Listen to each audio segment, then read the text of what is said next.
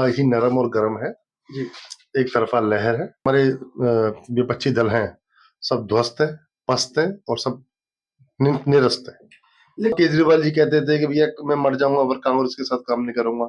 आज वो दिल्ली में कांग्रेस के साथ मिलकर चुनाव लड़ रहे हैं, लेकिन उनको पता है कि राहुल गांधी अमेठी से नहीं जीत पाएंगे।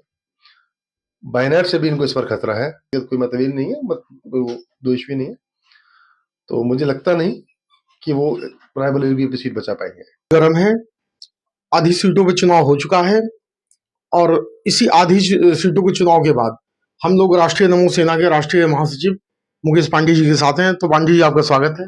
बहुत बहुत धन्यवाद आपका तिवारी जी, बहुत धन्यवाद आपका।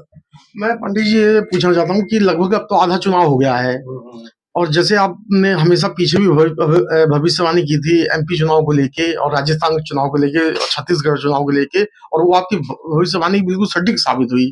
तो हम लोग इसलिए आपके पास आए हैं कि जनता ने दोबारा हमें कहा है कि आप जाके पूछिए राजनीति के चाणक्य से कि माहौल क्या है। तो क्या लोकसभा में क्या माहौल है? माहौल बड़ा ही नरम और गर्म है। जी। एक तरफा लहर है। पिछली बार लहर थी, इस बार हम कहेंगे कि इस बार मोदी जी की, योगी जी की, पूरे संगठन की और पूरे भारतीय जनता पार्टी की कर्मठ कार्यकर्ताओं के द्वारा पूरी सुनामी इस बार आएगी और बहुत अच्छे बहुमत से, जो हमारा नारा है आपकी बार 400 पार से भी ऊपर का हमें समर्थन, जन समर्थन, क्योंकि हम क्षेत्र में घूम रहे हैं, जनता का प्यार दुलार सम्मान, हमें इतना स्नेह मिल रहा है। तो 400 तो हमारा ऑब्जेक्ट, हमारा एक हम रूरल नहीं, उससे भी ज्यादा हम करेंगे, सीट प्राप्त करेंगे। उत्तर प्रदेश की बात करूं, उत्तर प्रदेश में पिछली बार से ज्यादा सीटें हम इस बार हमें मिल रही हैं और सारे जितने भी हमारे विपक्षी दल हैं, सब ध्वस्त है, पस्त है और सब निरस्त है। लेकिन जैसा ये 3 चरण हो चुका है, इसमें वोटिंग परसेंट कम हो रहा है, तो इसके लिए आप क्या कहोगे? ये वोटिंग परसेंट कम क्यों हो रहा है? देखिए, वोटिंग निश्चित ही, वोटिंग का कम होना लोकतंत्र के लिए कोई अच्छा संदेश तो नहीं है। मैं पुनः आपके माध्यम से पूरे देशवासियों को, पूरे प्रदेशवासियों को आग्रह भी करूंगा और उनसे प्रार्थना भी करूंगा कि अधिक से अधिक संख्या में बढ़ चढ़कर इस लोकतंत्र के पर्व पर, महापर्व में मैं अपना योगदान दें और ज्यादा से ज्यादा पार्टिसिपेट करें और वोट किसी को भी दें, ये एक अलग उनका व्यक्तिगत विषय है, लेकिन अधिक से अधिक वोट देंगे, अपने मत का प्रयोग करेंगे तो निश्चित है आप एक अच्छी सरकार का गठन कर पाएंगे। अच्छा, जैसे अब चुनाव में माहौल चल रहा है तो सामने जो एक तरफ तो बीजेपी गठबंधन है और दूसरी तरफ जो इंडिया अलायंस है, इसके बारे में आप क्या कहोगे? देखिए, इंडिया अलायंस में खुद को किसी को नहीं पता कौन किससे क्या चुनाव लड़ रहा है। कहाँ केजरीवाल जी कहते थे कि भैया मैं मर जाऊंगा अगर कांग्रेस के साथ काम नहीं करूंगा। आज वो दिल्ली में कांग्रेस के साथ मिलकर चुनाव लड़ रहे हैं।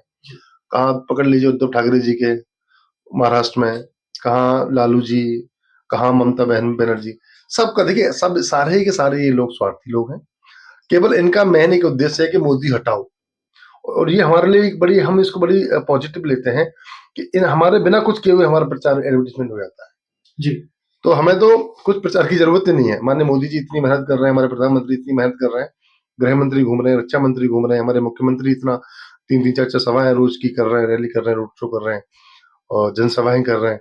तो अपूर्ण लोगों का जन समर्थन देखिए, रैली में कितनी कितनी भीड़ आ रही है, कितना कितना लोगों का प्यार हमें मिल रहा है। बहुत अच्छे मार्जिन के साथ इस बार भी जीतेंगे। इस बार 400 पार से ज्यादा ही सीटें भारतीय जनता पार्टी को मिलने वाली है। अच्छा, एक सवाल मैं आपसे पूछूंगा, क्योंकि आपने राजस्थान, मध्य प्रदेश और छत्तीसगढ़ के लिए जो भविष्यवाणी की थी वो बिल्कुल सही साबित हुई ना। आपने की जो सीटें बताई थी लगभग वो सीटें भी आई और आपने कहा था कि तीनों जगह मुख्यमंत्री भी अलग दिखाई देंगे और तीनों जगह मुख्यमंत्री भी अलग दिखाई देंगे। ये राहुल गांधी जो अमेठी से हट के भाग के मैं तो भागी शब्द कहूंगा, भाग के जो रायबरेली गए हैं, तो कांग्रेस के कार्यकर्ताओं को भी ऐसी उम्मीद नहीं थी। तो क्या आपको पहले से मालूम था कि ऐसा होगा? देखिए, अब बहन स्मृति ईरानी ने पहले ही उनको आगाह भी किया था, उनको स्वागत भी किया था कि आप अमेठी आए। ये कहीं ना कहीं कांग्रेस के उच्च जो बैठे हुए हैं अध्यक्ष हैं, सोनिया गांधी हैं, मल्लिकार्जुन खड़गे जी हैं, और कहीं ना कहीं उनको पता है कि राहुल गांधी अमेठी से नहीं जीत पाएंगे। वायनाड से भी इनको इस पर खतरा है। तो बहुत बड़ी बात नहीं होगी कि राहुल गांधी इस बार संसद भवन ना पहुंच पाए। ये भी कोई बहुत बड़ी बात नहीं होगी, कहीं से भी ना जीत पाए। तो मेरी शुभकामनाएं उनको, अपने घर पर बैठे आराम से विदेश के टूर करें। भारतीय राजनीति में उनका कोई स्थान नहीं है फिलहाल। अभी आगे की चीज आगे देखी जाएंगी, क्योंकि राहुल गांधी एक ऐसा मसौदा है भारतीय जनता पार्टी के लिए, बिना ढोल के डमरू वाला हिसाब किताब है ना। तो मेरी शुभकामनाएं उनके लिए कि वो अच्छा करे। मेरा उनसे व्यक्तिगत कोई मतभेद नहीं है, कोई द्वेष भी नहीं है। तो मुझे लगता नहीं कि वो रायबरेली भी अपनी सीट बचा पाएंगे। अच्छा, रायबरेली भी अब की नहीं बच पाएगी उनकी? बहुत मुश्किल है, बहुत कांटे टक्कर है। जो भारतीय जनता पार्टी के हमारे प्रत्याशी हैं, शर्मा जी जो है, बहुत ही जमीनी कार्यकर्ता है, जमीनी नेता है। बहुत सालों से जनसंघ के साथ से वो भारतीय दिनेश सिंह जी हैं। अच्छा, वो के शर्मा जी अमेठी से, कांग्रेस के अमेठी से। दिनेश सिंह जी जो है बहुत पुराने कार्यकर्ता है, जमीन से जुड़े हुए कार्यकर्ता, बहुत पुराने वाजपेयी हैं। तो जीत रहे हो बहुत अच्छे। देखिए, टक्कर कांटे की है, जीत हार एक बहुत बड़ा रोल वहां प्ले करेगा, लेकिन मार्जिन बहुत कम होगा। कोई भी जीतेगा, मार्जिन बहुत कम होगा, ये मेरा अपना मानना है। अच्छा, हम लोग यहाँ पे दिल्ली के बिल्कुल बहुत नजदीक हैं, और दिल्ली में एक ऐसा मामला चल रहा है कि वहाँ का मुख्यमंत्री जेल में है। तो जेल में जाने का अरविंद केजरीवाल को, या जो आप आम आदमी पार्टी के नेता हैं, नेता में अरविंद केजरीवाल को ही लेते हैं क्योंकि वही एक चेहरा भी है पब्लिक की नजर में। तो उनका जेल जाना आपको क्या लगता है कि फायदा होगा या नुकसान होगा उनको? देश का सबसे भ्रष्ट, सबसे बेशरम मुख्यमंत्री अरविंद केजरीवाल है। जेल के में जाने बावजूद भी पहला मुख्यमंत्री हिंदुस्तान के अंदर का ऐसा है आज तक कि उन्होंने अभी तक इस्तीफा नहीं दिया अपना। उनकी धर्मपत्नी जी चुनाव प्रचार कर रही हैं, करती रहे। कोई भी फाइल आप जेल के अंदर रहते हुए साइन नहीं कर सकते, कोई भी नियम लागू पारित नहीं कर सकते। तो क्या वजह, वो अपना इस्तीफा क्यों नहीं दे रहे हैं? जब वो शिक्षा मंत्री से इस्तीफा ले सकते हैं, सत्येंद्र जैन से इस्तीफा ले सकते हैं, और जो भी अन्य जितने भी जांच चल रही है ना, भाई सीबीईडी हम भाजपा की तो है नहीं, वो तो एक ऑटोनोमस बॉडीज है अपना काम करते, तो उन्होंने इस्तीफा क्यों नहीं दे रहे? ना उनको संविधान पर भरोसा है, ना उनको ईडी जो हमारी एजेंसी उन पर भरोसा है। भरोसा किस पे है उनको? चोर आदमी जो होता है, झूठ जो होता है, उसके किसी भरोसा नहीं होता। तो केजरीवाल जी के साथ सेम वही है। वो सिर्फ और सिर्फ जनता अपने आप को, दिल्ली की जनता अपने आप को ठगा महसूस कर रही है। और इस बार सातों के सात सीट जो पिछली बार की तरफ पूरी सीट भाजपा जनता पार्टी को दे रही है। एक भी सीट इस बार आम आदमी पार्टी को, ना किसी गठबंधन को मिलने जा रही है। तो चुनाव को लेकर क्या अपील है आपका?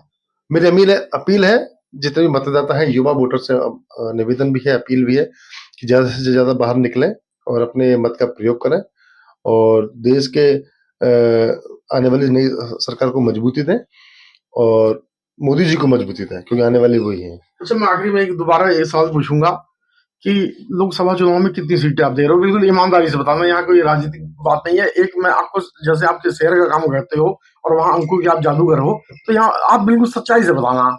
हमारी 350 से 400 बीच में सीटें आ रही हैं, स्पष्ट है। 350 से 400 के बीच में सीट हमारी आ रही है, और हम स्पष्ट बहुमत दो से सरकार बनाने जा रहे हैं।